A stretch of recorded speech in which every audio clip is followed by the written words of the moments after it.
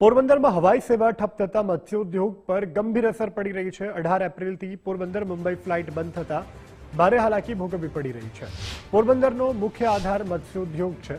દર વર્ષે કરોડો રૂપિયાની સી ફૂડ ઉત્પાદનોની દેશ અને વિદેશમાં નિકાસ થતી હોય છે, ત્યારે દેશ વિદેશથી પોરબંદર આવતા ખરીદદારોને પણ અવરજવરમાં મુશ્કેલીનો સામનો કરવો પડી રહ્યો છે।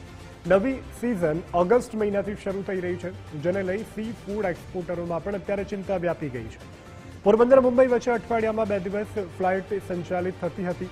ફ્લાઇટ સેવા બંધ કર્યા બાદ કોઈ સત્તાવાર જાહેરાત પણ કરવામાં નથી આવી, જેને લઈ વેપારીઓમાં અનિશ્ચિતતા અત્યારે જોવા મળી રહી છે। આ સાથે જ સારવાર માટે જે અન્ય શહેરોમાં જતા દર્દીઓ છે તેમને પણ ભારે મુશ્કેલીનો સામનો કરવો પડી રહ્યો છે। ફ્લાઇટ તાત્કાલિક શરૂ કરતા વેપારીઓ માંગ કરી રહ્યા છે।